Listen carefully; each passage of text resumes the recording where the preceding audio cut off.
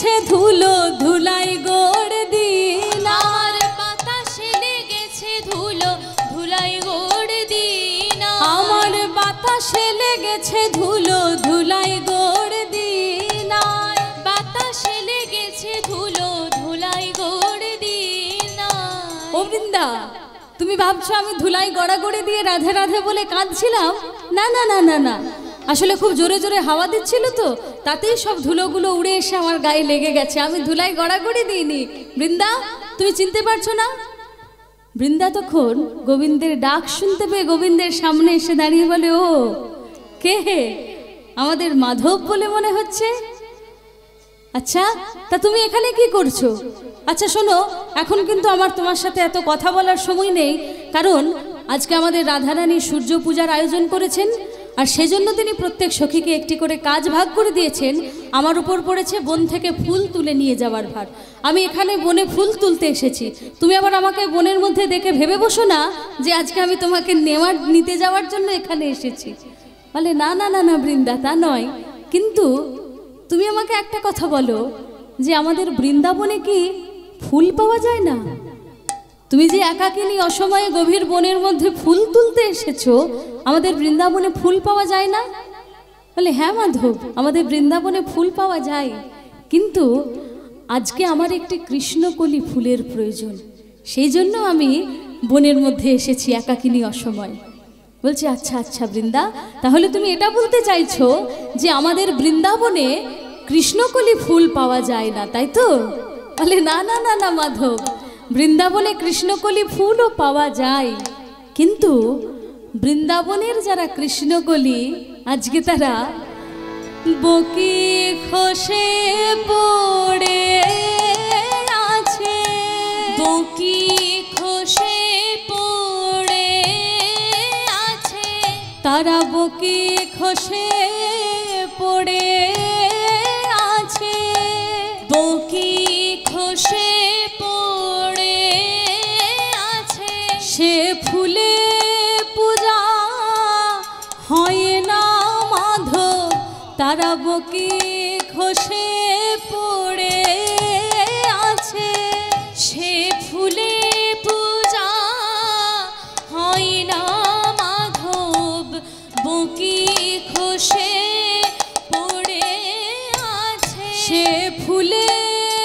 পূজা হয় না মাধব, তারা বকি খসে পড়ে আছে, সে ফুলে পূজা হয় না মাধব, বকি খসে পড়ে আছে। তাই আমি অসময়ে বনে এলাম, তারা বকি খসে পড়ে আছে, তাই আমি অসময়ে বনে এলাম, বকি খসে পড়ে আছে, সে ফুলে পূজা হয় না মাধব, বকি খসে পড়ে আছে, ফুলে পূজা হয় না মাধব, বকি খসে পড়ে আছে, তাই আমি অসময়ে বনে এলাম, বকি খসে পড়ে আছে, অসময়ে বনে এলাম, বকি খসে পড়ে আছে, সে ফুলে পূজা হয় না মাধব, নিতাই গৌর হরি বল হরি বল হরি বল। ফুলে পূজা হয় না মাধব, বকি খসে পড়ে আছে, ফুলে পূজা হয় না, বকি খসে পড়ে আছে, বকি খসে পড়ে আছে, বকি খসে পড়ে আছে। মাধব কি বলবে তুমি? তাড়াতাড়ি বলো, আমার কিন্তু আর দাঁড়িয়ে থাকার সময় নেই, ওদিকে আমার দেরি হয়ে যাচ্ছে।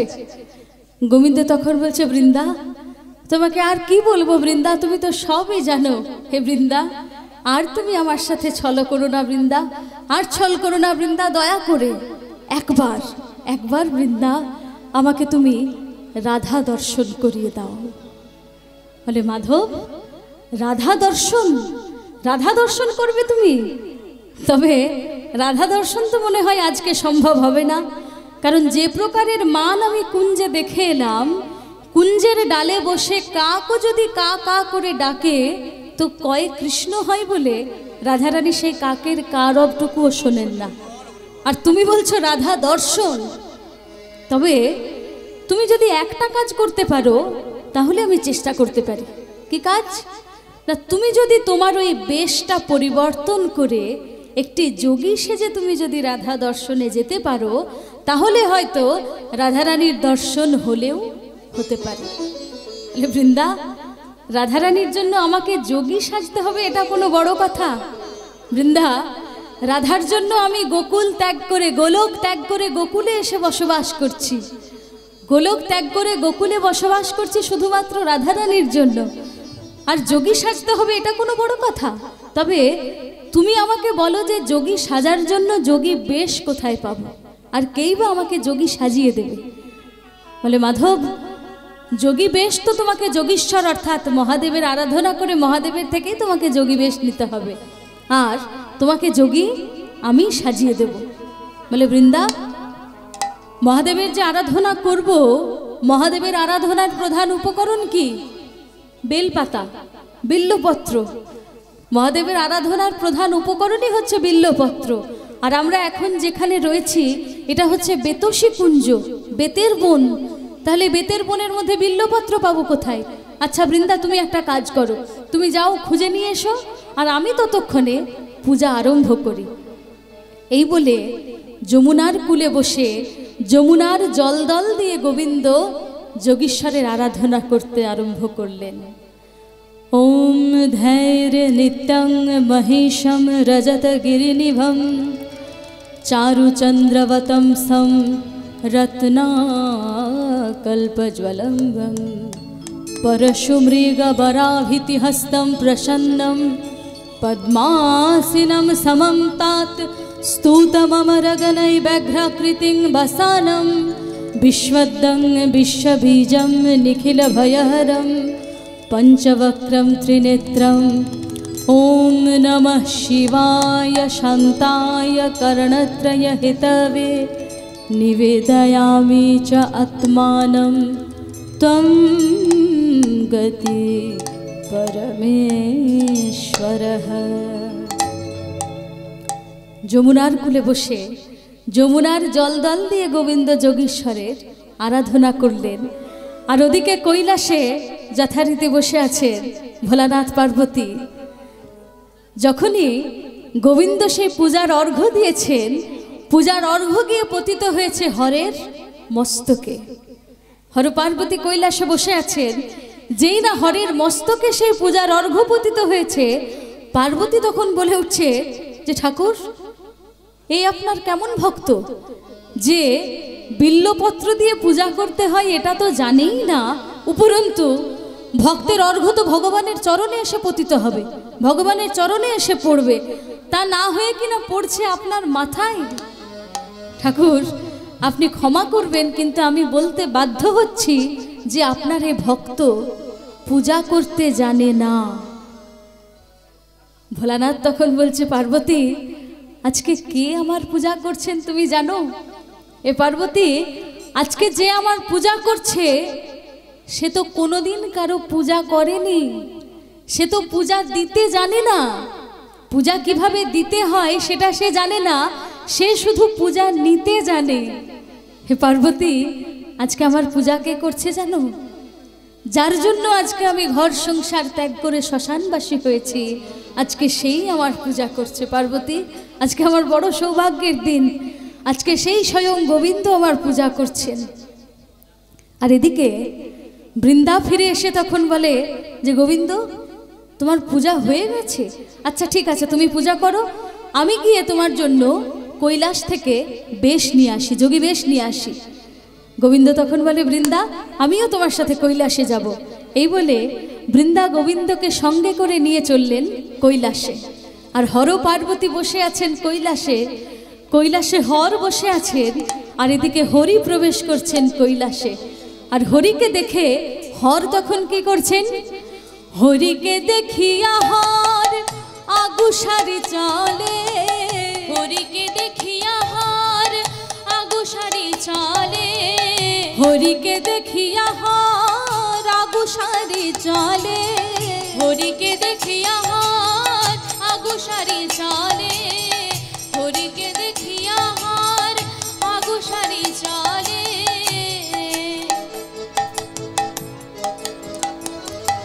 তখন হরিকে দেখিয়া হার আগুসারি চলে, হরিকে দেখিয়া হার আগুসারি চলে, এসো বৎস বলে অমনি হরি নীল কোলে, এসো বৎস বলে অমনি হরি নীল কোলে, আর এসো বৎস বলে অমনি হরি নীল কোলে, এসো বৎস বলে অমনি হরি নীল কোলে। একবার হ্যারো রে নয়ন, হ্যারো রে নয়ন, হ্যারো রে নয়ন, হ্যারো রে নয়ন, হর হরির মিলন হ্যারো রে নয়ন, হরির মিলন, নিতাই গৌর বল, হরি বল। হরি বল হরি বল, হর হরির মিলন হ্যারো রে হর নয়ন। হরির মিলন হ্যারো রে নয়ন, বলি নীলগিরি আর রজতগিরি, হর হরির মিলন হ্যারো রে নয়ন, বলি নীলগিরি আর রজতগিরি, হর হরির মিলন হ্যারো রে নয়ন,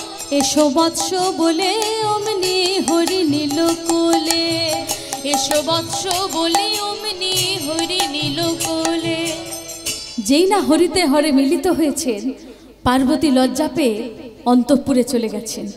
অন্তঃপুরে বৃন্দাকেও সঙ্গে করে নিয়ে গিয়ে পার্বতী জিজ্ঞাসা করছেন যে হ্যাঁ রে বৃন্দা, হঠাৎ এই অসময়ে কৈলাসে, তাও আবার গোবিন্দকে সঙ্গে করে নিয়ে, কি ব্যাপার? বৃন্দাবনে কোনো বিপদ হয়েছে নাকি? বলে না না না না মা, আসলে কি হয়েছে, আমাদের রাধারানী বলেছেন যে ওই কালো রূপ তিনি আর দর্শন করবেন না, তাই কালো রূপ যেহেতু তিনি আর দর্শন করবেন না, সেজন্য আমি আপনার কাছে এসেছি একটি যোগী বেশ নিতে মা। একটি যোগী বেশে যদি গোবিন্দকে রাধা দর্শনে পাঠাই, তাহলে হয়তো রাধা দর্শন হলেও হতে পারে। পার্বতী তখন বলছে বৃন্দা, তুই আমাকে কথাটা বললি বটে, কিন্তু একটু ঘুরিয়ে বললি। তুই বল যে তোদের যে রাধারানী, সে তোদের গোবিন্দের সঙ্গে মান করেছে, তাই তো? তোদের রাধারানী তোদের গোবিন্দের সঙ্গে মান করেছে। ছি ছি ছি ছি ছি বৃন্দা, একজন মহিলা একজন পুরুষের উপর মান করছে, আর সে কেমন পুরুষ? সে গিয়ে সেই নারীর পায়ে ধরে মান ভাঙাচ্ছে। হ্যাঁ রে বৃন্দা, তোদের গোবিন্দ তোদের রাধারানীর পায়ে ধরে মান ভাঙাচ্ছে, আর হবে নাই বা কেন? তোদের জাত ছোট, তোদের ঘর ছোট, আর তোদের সব কাজকর্মগুলোও এই জন্য ছোট ছোট।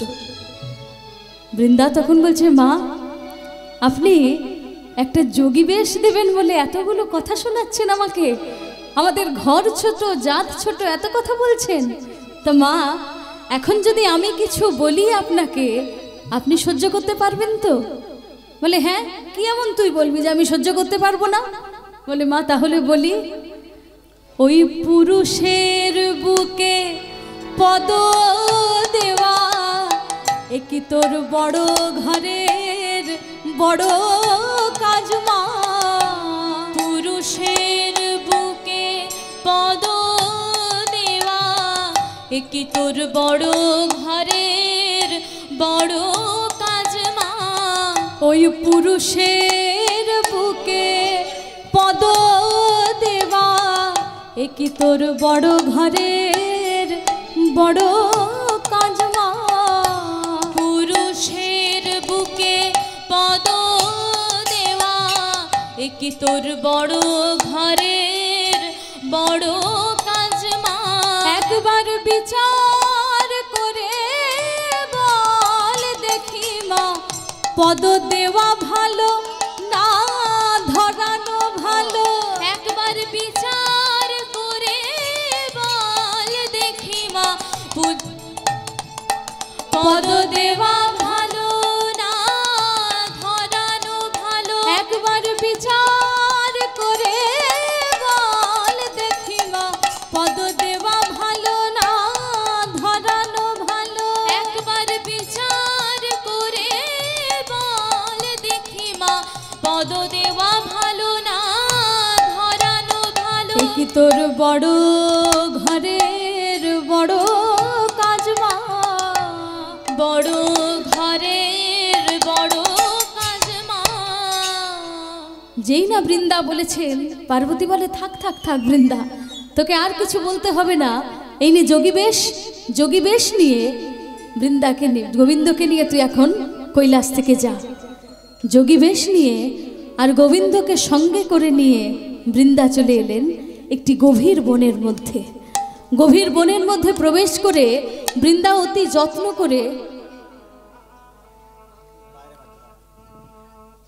যত্ন করে যোগী সাজিয়ে দিতে শুরু করলেন গোবিন্দকে। যোগী সাজাতে গিয়ে মস্তক থেকে মোহন চূড়াটি খুলে দিয়ে চাচর কেশে ভালো করে আঠা ঘষে জটা তৈরি করলেন। সারা অঙ্গে বিভূতি অর্থাৎ ভস্য লেপন করে দিলেন। হাড়ের মালা পরিয়ে দিলেন কণ্ঠে, ডম্বুর ত্রিশূল সমস্ত যথাস্থানে দিয়ে একটি অপূর্ব সুন্দর নবযোগীতে পরিণত করলেন গোবিন্দকে বৃন্দা। এবার যোগী সেজে গোবিন্দ বৃন্দাকে বলছে যে বৃন্দা দেখো তো, তুমি আমাকে চিনতে পারছো?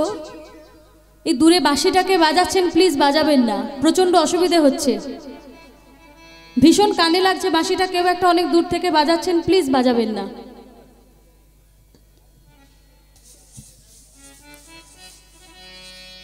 অপূর্ব সুন্দরভাবে যোগী সেজে গোবিন্দ এবার বৃন্দাকে বলছে যে বৃন্দা দেখো তো, তুমি আমাকে চিনতে পারছো? আমি যে যোগী সেজেছি তুমি আমাকে চিনতে পারছো বৃন্দা? বৃন্দা বলছে ও গোবিন্দ, আমি নিজে তোমাকে যোগী সাজালাম আর তুমি আবার আমাকেই প্রশ্ন করছো যে আমি তোমাকে চিনতে পারছি কিনা। শোনো গোবিন্দ, মানুষের সবই পরিবর্তন হয়, কিন্তু একটা জিনিস কখনো পরিবর্তন হয় না। একটা জিনিস মানুষের কখনো পরিবর্তন হয় না। কি জিনিস? স্বভাব। মানুষের স্বভাব কখনো পরিবর্তন হয় না। গোবিন্দ, যতই তুমি যোগী সাজো আর যাই করো, হে শ্যাম, তোমার বাঁকা স্বভাব ঘুচলো না হে। বাঁকা স্বভাব ঘুচলো না হে। তোমার বাঁকা স্বভাব আর ঘুচলো না হে। বাঁকা স্বভাব আর ঘুচলো না হে। তোমার নয়ন বাঁকা, ভঙ্গি বাঁকা, ওহে বাঁকা নটবর নয়ন বাঁকা ভঙ্গি বাঁকা, ওহে বাঁকা নটবর। তোমার নয়ন বাঁকা, ভঙ্গি বাঁকা, ওহে বাঁকা নটবর। নয়ন বাঁকা ভঙ্গি বাঁকা, ওহে বাঁকা নটবর। তোমার নয়ন বাঁকা, ভঙ্গি বাঁকা, ওহে বাঁকা নটবর। তোমার নয়ন বাঁকা ভঙ্গি বাঁকা, ওহে বাঁকা নটবর। তোমার নয়ন বাঁকা, ভঙ্গি বাঁকা, ওহে বাঁকা নটবর। নয়ন নিতাই বাঁকা গৌর প্রেমানন্দে হরি বল হরি বল। নটবর। তোমার বাঁকা স্বভাব আর ঘুচলো না হে। বাঁকা স্বভাব আর ঘুচলো না হে।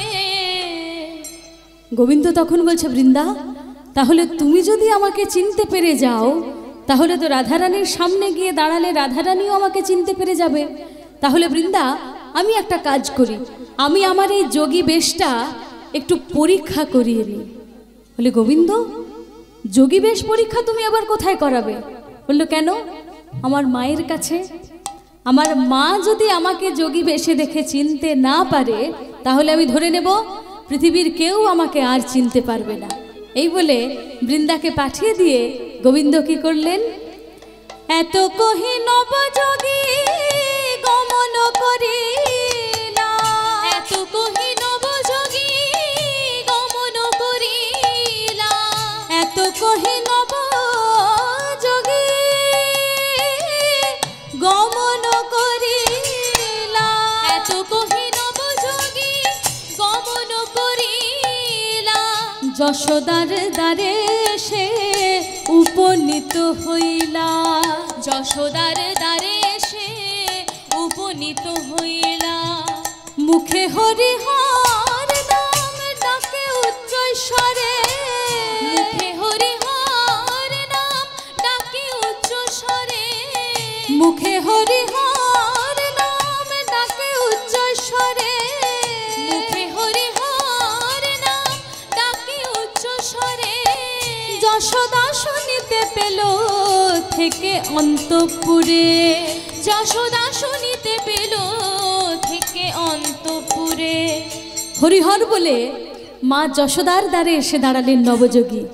আর মা যশোদা অন্তঃপুরে কাজ করতে করতে যেই না সেই হরিহর ধ্বনি শুনতে পেয়েছেন, মা যশোদা তখন বলরামের মা রোহিণীকে বলছেন যে দিদি, দ্বারে কে হরিহর বলে এসে দাঁড়ালো, ওর গলাটা কিন্তু ঠিক আমার গোপালের মতো শোনাচ্ছে।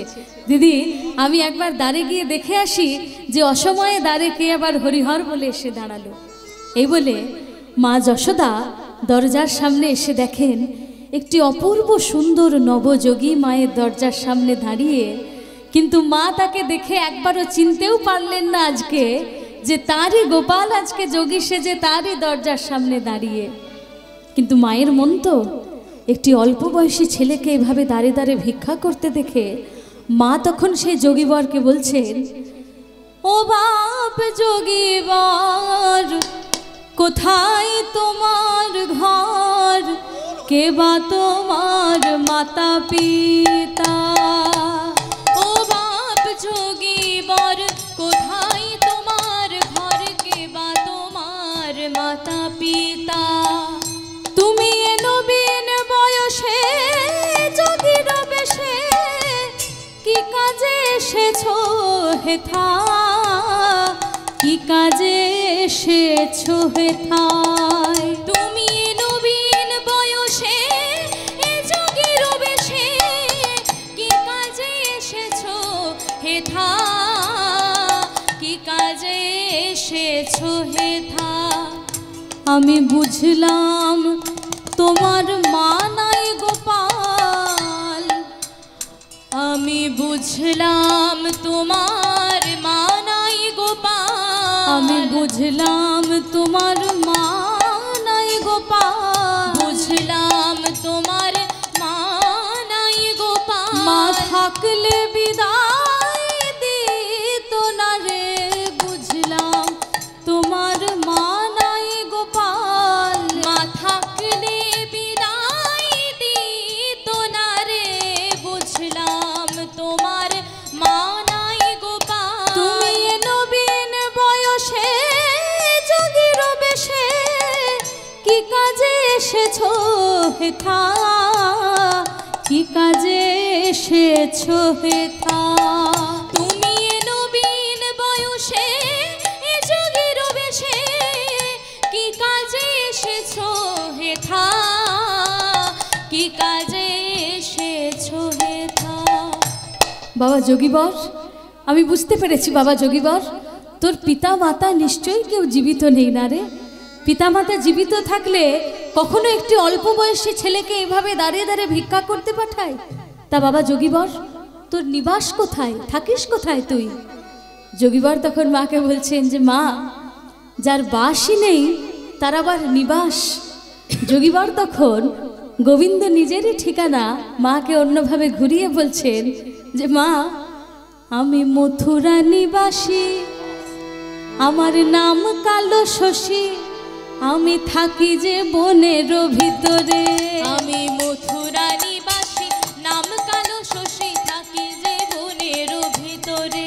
আমি মথুরা নিবাসী, নাম কালো শশী, থাকি যে বনের ভিতরে। আমি মথুরা নিবাসী, নাম কালো শশী, থাকি যে বনের ভিতরে।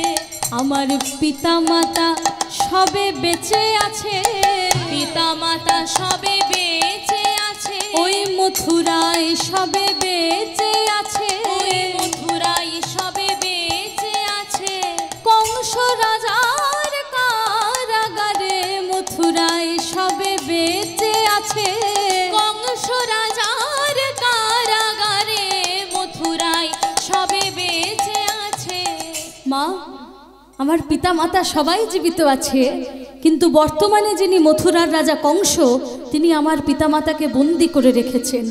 ক্ষুধায় অন্ন চাইলে বেত্রাঘাত করে, পিপাসায় জল চাইলে মুখের সামনে আগুন এনে ধরে।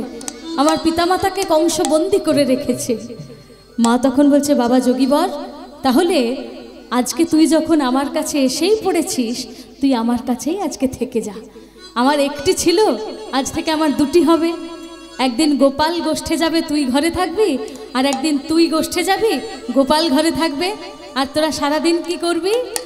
আমায় সারাদিন মা বলে ডাকবি, সারাদিন মা বলে ডাকবি, আমায় সারাদিন মা বলে ডাকবি, সারাদিন মা বলে ডাকবি। শাড়ির অঞ্চল ধরে নেচে নেচে বলি, মা গো ননি দে দে বলে। অঞ্চল ধরে নেচে নেচে বলি, মা গো ননি দে দে বলে। সারাদিন মা বলে ডাকবি, সারাদিন মা বলে ডাকবি। যেই না মা বলেছেন যে আজকে তুই আমার কাছেই থেকে যা, গোবিন্দ তখন মনে করলেন যে মা তো তাহলে আমাকে সত্যিকারেরই যোগী ভেবে নিয়েছে। এবার সত্যিকারের যোগী ভ্রমে যদি মা আমাকে বাড়িতে রাখে, আর কোনোভাবে যদি যোগীর প্রসাদ খাওয়ার বাসনায় মা যদি কোনোভাবে আমার প্রসাদ পেয়ে যায়, তাহলে তো বাৎসল্য প্রেম নষ্ট হয়ে যাবে। তাহলে এবার যোগীবর কি করলেন? মায়ের কাছে শুরু করলেন মিথ্যা গল্প। যোগীবর তখন বলছে, মা তুমি আমাকে রাখতে পারো তোমার কাছে, কিন্তু একটা শর্ত আছে। তার আগে আমি তোমাকে একটা কথা বলি, তারপরে আমার একটা শর্ত আছে। বলে কি না, একদিন আমাদের বাড়িতেও এরকম আমার মতো একটি যোগীবর এসেছিল, আর আমার মাও বেশ তাকে আদর যত্ন করে বাড়িতে রেখেছে। আর সেই যোগীবরের প্রসাদ আমি যেই না পেয়েছি, অমনি আমার মধ্যে কি যে হয়ে গেল, আমি হর হর মহাদেব বলে ঘর ছেড়ে সন্ন্যাসী হয়ে বেরিয়ে পড়লাম। যেই না মা এই কথা শুনেছেন, মা যশোদা, মায়ের মনে কিন্তু এবার ভয় ঢুকে গেছে যে তাহলে এই যদি যোগীবর অন্য এক যোগীবরের প্রসাদ পেয়ে আজকে ঘর ছাড়া সন্ন্যাসী হয়ে গেছে, তাহলে আমার গোপাল যদি আবার কোনোভাবে এই যোগীবরের প্রসাদ পেয়ে যায়, তাহলে আমার গোপালও এরকম ঘর ছাড়া সন্ন্যাসী হয়ে যাবে, আমি গোপাল হারা হয়ে যাব। না না না না বাবা যোগীবর, তাহলে তোকে আর আমার কাছে থাকতে হবে না। তবে তুই যখন আজকে এসে পড়েছিস, আমার কাছে কিছু সেবা করে যাস। বলে, মা আমার কিন্তু সেবারও একটি শর্ত আছে। কি শর্ত? না, আমার সেবা হয়ে যাওয়ার পর আমার প্রসাদ দেখতে হবে যেন এখানে কেউ না পায়, আমার প্রসাদ যমুনার জলে গিয়ে ভাসিয়ে দিতে হবে। কারণ গোবিন্দ যমুনাকে একদিন কথা দিয়েছিলেন যে যমুনাকে তিনি প্রসাদ দিয়ে ধন্য করবেন। তাহলে এই ঘটনার মধ্যে দিয়ে যমুনাকে দেওয়া সে কথাও রাখা হয়ে গেল। বলে, বাবা তাই হবে। এই বলে ক্ষীর, স্বর, ননি, ছানা সমস্ত আয়োজন ভালো করে সাজিয়ে মা যোগীবরকে সেবা দিলেন। আর সেবা হয়ে যাওয়ার পরে পাছে কোনোভাবে প্রসাদের একটি কণাও গোপাল পেয়ে যায়, এই ভয়ে শুধু প্রসাদের পাত্রটি নয়, যেখানে সেবা করেছেন যোগীবর সেই স্থানের চারপাশের মাটি সমেত খুঁড়ে নিয়ে মা যমুনার জলে ভাসিয়ে দিলেন। আর যেই না যমুনার জলে সেই প্রসাদের পাত্র দিয়েছেন, অমনি যমুনা কি করলেন? যমুনা কর পেতে নিল, যমুনা কর পেতে নিল, আমার প্রাণ গোবিন্দে প্রসাদ জেনে হায় রে, যমুনা কর পেতে নিল। আমার প্রাণ গোবিন্দের প্রসাদ জেনে হায় রে, যমুনা কর পেতে নিল। যেই না যমুনার জলে সেই প্রসাদের পাত্র দিয়েছেন, যমুনা মূর্তিমতী হয়ে দুহাত বাড়িয়ে সেই প্রসাদ গ্রহণ করে নিলেন। যমুনার এই ভাব দেখে মা যশোদা অন্তঃপুরে এসে মা রোহিণীকে বলছেন, বলরামের মা রোহিণীকে বলছেন যে দিদি, ভাগ্যিস আমি এই যোগীবরকে আজকে বাড়িতে রাখিনি, এই যোগীবরের প্রসাদের গুণ জানো? যেই না যমুনার জলে প্রসাদের পাত্র দিয়েছি, যমুনা নিজেই মূর্তিমতী হয়ে দুহাত বাড়িয়ে প্রসাদ গ্রহণ করে নিল। না না না না বাবা যোগীবর, আর তোকে আমার কাছে থাকতে হবে না। তবে আজকে তুই যখন এসেছিস, তুই আমার কাছে কি চাস বল? আর কি চাস বল।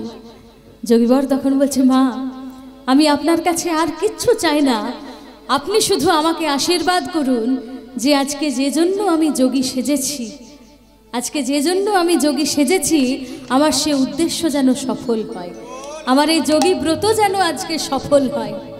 মা তো আর জানে না যে কে যোগী সেজেছে, কেনই বা যোগী সেজেছে, কী বা তার যোগী সাজের উদ্দেশ্য, কিচ্ছু না জেনে মা দুহাত তুলে যোগীবরকে আশীর্বাদ করলেন, বাবা যোগীবর আমি আশীর্বাদ করছি তোর যোগী ব্রত সফল হোক, সফল হোক, সফল হোক।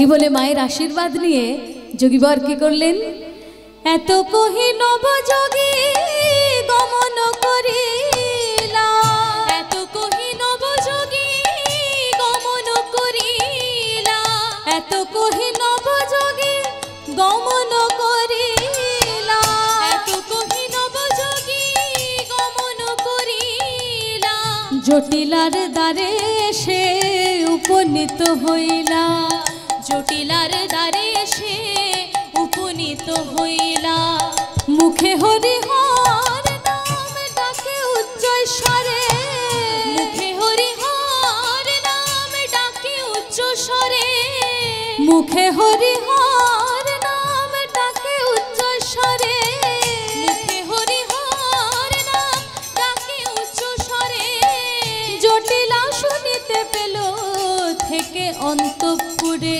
জটিলা শুনিতে পেল থেকে অন্তঃপুরে, জটিলা শুনিতে পেল থেকে অন্তঃপুরে, জটিলা শুনিতে পেল থেকে অন্তঃপুরে। হরিহর বলে জটিলার দ্বারে এসে দাঁড়ালেন নবযোগী। মা জটিলা তখন অন্তঃপুর থেকে সেই হরিহর ধ্বনি শুনতে পেয়ে কুটিলাকে বলছে যে কুটিলা দেখ তো দ্বারে কে হরিহর বলে এসে দাঁড়ালো, যা তুই ভিক্ষার আয়োজন দিয়ে আয়। কুটিলা তখন ভাবছে রোজ এমন কত শত যোগীবর আসে, ভিক্ষার্থী আসে, কুটিলা সেরকমই একটি ভিক্ষার আয়োজন সাজিয়ে নিয়ে গিয়ে যোগীবরের সামনে গিয়ে বলছে, যোগীবর ভিক্ষা গ্রহণ করো। যোগীবর কিন্তু কুটিলার থেকে ভিক্ষাও গ্রহণ করলেন না, আর কুটিলার সাথে একটি কথাও বললেন না।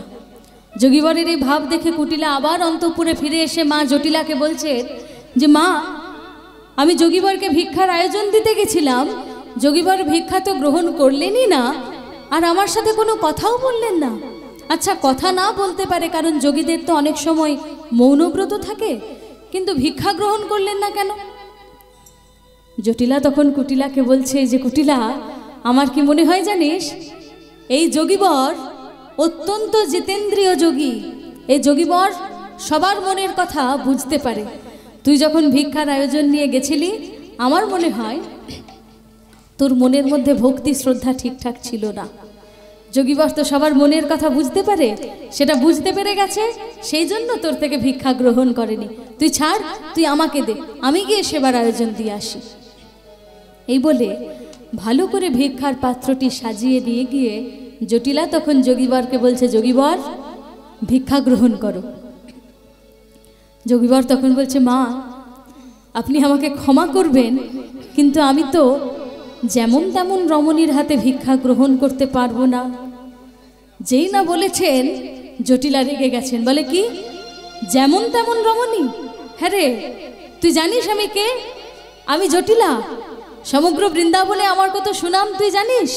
বলে মা আপনি আমাকে মার্জনা করবেন, কিন্তু আমার যোগীব্রত আছে যে আমি যদি পতিব্রতা সতী রমণী ছাড়া অন্য কোনো রমণীর হাতে ভিক্ষা গ্রহণ করি তাহলে আমার এই যোগীব্রত নষ্ট হয়ে যাবে।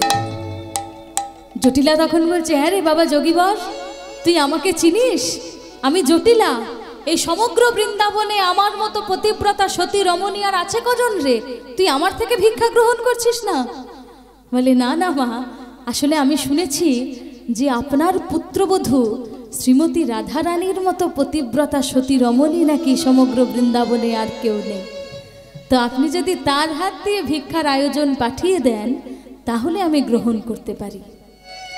যেই না যোগীবর এই কথা বলেছেন, এই কথাটা শুনে কিন্তু জটিলার মনে ভারী আনন্দ হয়েছে। কেন না, সমগ্র বৃন্দাবনে তো তার পুত্রবধূ রাধারানীকে সবাই কৃষ্ণ কলঙ্কিনী রাধা বলেই জানে। কৃষ্ণ কলঙ্কিনী রাধা নামেই তিনি সমগ্র বৃন্দাবনে পরিচিতা। আজকে আবার কোথা থেকে এক যোগীবর এসে বলছেন অত্যন্ত পতিব্রতা সতী রমণী শ্রীমতী রাধারানী। এই কথাটা শুনে জটিলার মনে বেশ আনন্দ হয়েছে। জটিলা অন্তঃপুরে গিয়ে তখন রাধারানীকে বলছে, রাই ও রাই, দ্বারে একজন যোগীবর এসে দাঁড়িয়েছে, সে আবার আজকে তোর হাতে ছাড়া অন্য কারোর হাতে ভিক্ষা গ্রহণ করবে না, তুই যা গিয়ে সেবার আয়োজন দিয়ে আয়। রাধারানী তখন যেই না যোগী ভিক্ষার কথা শুনেছেন, রাধারানীর মনে ভয় হয়ে গেছে। কেন না, রাধারানীর মনে পড়ে গেছে সেই ত্রেতা যুগের কথা। ত্রেতা যুগে মা সীতা এক যোগীবরকে ভিক্ষা দিতে গেলেন, আর সেই যোগীবর সীতামাকে হরণ করে নিয়ে চলে গেলেন।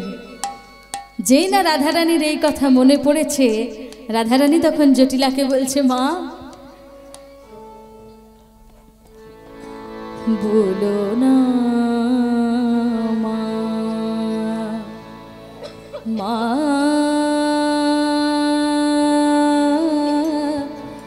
মা বলো না, যোগী ভিক্ষার কথা বলো না মা, যোগী ভিক্ষার কথা বলো না মা। সে যোগীতে সীতা হরে না জানিয়ে যোগী আবার, না জানিয়ে যোগী আবার কি না হরে বলো না,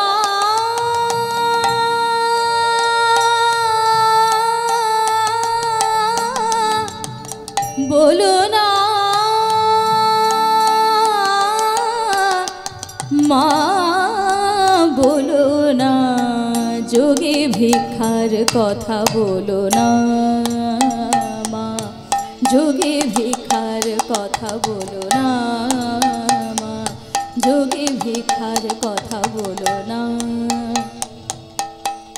মগরে গা মা গা মা নি দা পা দা নি সা নি দা পা মা গা পা মগরে যা যা, যোগী ভিক্ষার কথা বলো না। গগরে গগরে গগরে গা মা বা মগরে গা নি দা পা দা সা নি দা পা মগরে গা মা বা গা মা নি দা সা নি গগরে সা নি রে সা নি দা পা দা নি সা নি দা পা মগরে গা মা বা মগরে যা, যোগী ভিক্ষার কথা বলো না।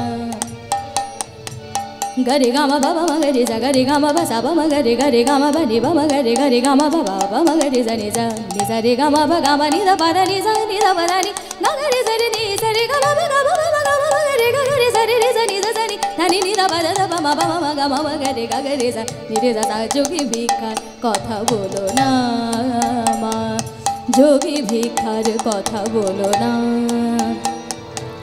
নিজা নিদা বাদা নিজা নিদা বামা গরে গামা বামা গরে পা মগরে যা নি সা, যোগী ভিক্ষার কথা বলো না মা। গরে গামা বা গা বামা গরে নি নিদা বা গরে গামা বা গা বামা নি নিদা বা যা যা নিদা গরে যা মামা গরে বাবা বা গা মামা গরে গরে যা নি যা রে রে যা নি দা বা দা নি যা নিদা বামা গরে গামা বা গামা বা নি যা নিদা বামা গরে গামা বামা গরে যা, যোগী ভিক্ষার কথা বলো না মা, যোগী ভিক্ষার কথা বলো না মা, যোগী ভিক্ষার কথা বলো না। গরে গা মা নি দা বাবা বা দা নি যা নি দা বাবা গা গরে যা নি রে যা নি দা বা দা নি যা নি দা বাবা সা নি দা বাবা নি দা বাবা গা দা বাবা গা পা মা গরে যা মা গরে যা নি যা, যোগী ভিক্ষার কথা বলো না।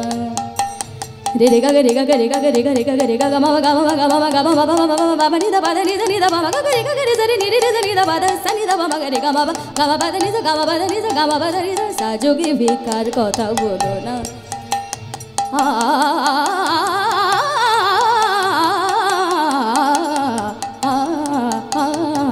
যোগী ভিক্ষার কথা বলো না মা, যোগী ভিক্ষার কথা বলো না মা। সে যোগীতে সীতা হরে না জানিয়ে যোগী আবার,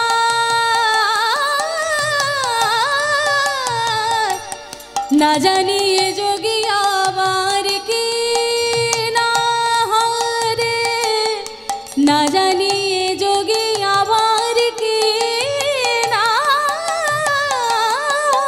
রে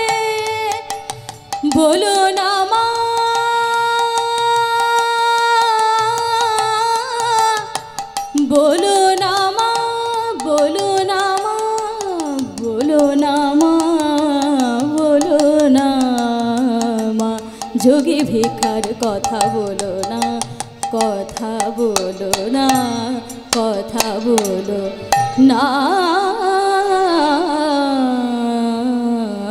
মা। যেই না রাধারানী বলেছেন যে মা আমাকে যোগী ভিক্ষার কথা বলো না, জটিলা তখন রাধারানীকে বলছে যে রাই, এই যোগীবর অত্যন্ত জিতেন্দ্রীয় যোগী, আমি নিজে গিয়ে দেখে এসেছি, যা তুই গিয়ে সেবার আয়োজন দিয়ে আয়, কোনো ভয় নেই। রাধারানী তখন জটিলার কথা শুনে ভিক্ষার পাত্রটি ভালো করে সাজিয়ে নিয়ে গিয়ে যোগীবরের সামনে গিয়ে বলছে, বাবা যোগীবর, তুমি তো আমার শাশুড়ি ননদ সবাইকেই ফিরিয়ে দিয়েছ, এখন আমি তোমার জন্য সেবার আয়োজন নিয়ে এসেছি, যোগীবর তুমি গ্রহণ করো। যোগীবর তখন বলছে, রাই কি ভিক্ষা নিয়ে এসেছো তুমি আমার জন্য? দধি, দুগ্ধ, ছানা, মাখন।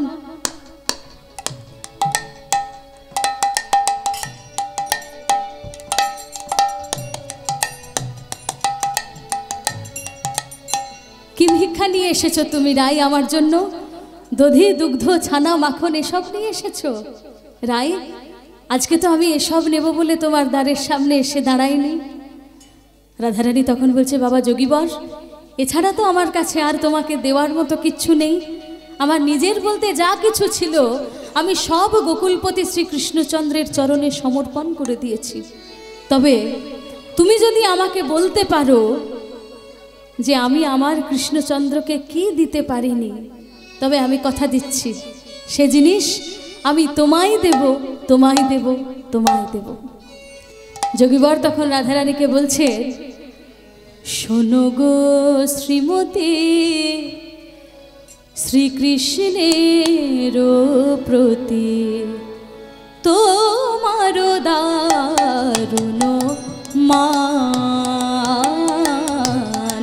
শোনো গো শ্রীমতী, কৃষ্ণের প্রতি তোমার দারুণ মান।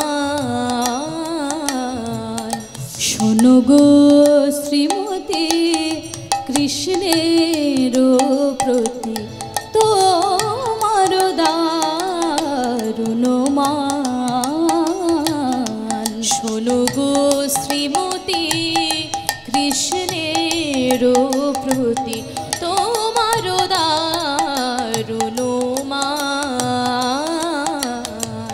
শ্যামের লাগিয়া চাহিতে এলাম, শ্যামের লাগিয়া চাহিতে এলাম। শ্যামের লাগিয়া চাহিতে এলাম, শ্যামের লাগিয়া চাহিতে এলাম। মান ধন করদান। শ্যামের লাগিয়া চাহিতে এলাম। মান ধন করদান। শোনো গো শ্রীমতী, কৃষ্ণের প্রতি তোমার দারুণ মান। শোনো গো শ্রীমতী, কৃষ্ণের প্রতি তোমার দারুণ মান। হঠাৎ এক যোগীবরের মুখে এই কথা শুনে আর যোগীবরের গায়ে কৃষ্ণ কৃষ্ণ গন্ধ পেয়ে রাধারানী বুঝতে পেরে গেলেন যে আজকে তারই বধূ নবযোগী সেজে তার দরজার সামনে দাঁড়িয়ে। বধূকে সামনে পেয়ে রাধারানী শাশুড়ি ননদ লাজ লজ্জা মান সম্ভ্রম সমস্ত কিছু ভুলে গিয়ে হাতে ভিক্ষার পাত্রটি ফেলে দিয়ে দুবাহু দিয়ে বধূকে জড়িয়ে বলছেন, বধূ হে আমি আর কে ছাড়িয়া দেব, আমি আর কে ছাড়িয়া দেব, আমি আর কে ছাড়িয়া দেব, আমি আর কে ছাড়িয়া দেব। আমার বুক চিরিয়া যেখানে পরাণ আমি সেখানে তোমারে থব, সেখানে তোমারে থব। আমার বুক চিরিয়া যেখানে পরাণ সেখানে তোমারে থব। আমারে বুক চিরিয়া যেখানে পরাণ সেখানে তোমারে থব, সেখানে তোমারে থব। আমারে বুক চিরিয়া যেখানে পরাণ সেখানে তোমারে থব, সেখানে তোমারে থব। তুমি নয়ন অঞ্জন অঙ্গের ভূষণ, তুমি হে কালিয়া চাঁদা। তুমি নয়ন অঞ্জন অঙ্গের ভূষণ, তুমি হে কালিয়া চাঁদা। তুমি আমার নয়ন অঞ্জন, তুমি আমার অঙ্গের ভূষণ, বধূ তুমি হে কালিয়া চাঁদা। নয়ন অঞ্জন অঙ্গের ভূষণ, তুমি হে কালিয়া চাঁদা। আর জ্ঞান দাস কহে তোহার প্রীতি, পরাণে পরানো বাধা, পরাণে পরানো বাধা। আর জ্ঞান দাস কহে তোহার প্রীতি, পরাণে পরানো বাধা, পরাণে পরানো বাধা। আর জ্ঞান দাস কহে তোহার প্রীতি, পরাণে পরানো বাধা, পরাণে পরানো বাধা। আর জ্ঞান দাস কহে তোহার প্রীতি, পরাণে পরানো বাধা, পরাণে পরানো বাধা। রাধা গোবিন্দের যত সখীরা রাধা গোবিন্দকে জটিলা মন্দির হতে নিকুঞ্জ মন্দিরে নিয়ে গেলেন। নিকুঞ্জ মন্দিরে নিয়ে গিয়ে দোহার বদনে দধি দুগ্ধ ছানা মাখন দিয়ে সেবা করে যত সখীরা সেই প্রসাদ আজকে ভাগ করে নিলেন। আর সখীরা বলছেন, আজ রাধা গোবিন্দ হইল যুগল, রাধা গোবিন্দ হইল যুগল, রাধা গোবিন্দ হইল যুগল, রাধা গোবিন্দ হইল যুগল। উলুধ্বনি দেয় সখীরা সকলে, রাধা গোবিন্দ হইল যুগল। উলুধ্বনি দেয় সখীরা সকলে, রাধা গোবিন্দ হইল যুগল। উলুধ্বনি দেয় সখীরা সকলে, রাধা গোবিন্দ হইল যুগল। উলুধ্বনি দেয় সখীরা সকলে, রাধা গোবিন্দ হইল যুগল। আজকে বৃন্দাবনে রাধা গোবিন্দের যুগল মিলন হয়েছে। যত সখীরা সেখানে আনন্দ করছেন, রাধা গোবিন্দের যুগল মিলনের আনন্দ নিচ্ছেন। আর আমরাও আজকে এখানে রাধা গোবিন্দের যুগল মিলনের একটু আনন্দ নেব সবাই মিলে। আমরা কি বলবো? হরি বলবো আর বাহু তুলে নাচবো গো, আর বাহু তুলে হরি বলবো আর বাহু তুলে নাচবো গো। বলবো আর বাহু তুলে নাচবো গো। সবাই নিজের নিজের জায়গায় দাঁড়িয়ে পড়ুন, একসাথে একটু নৃত্য করি। হরি বলবো আর বাহু তুলে নাচবো গো,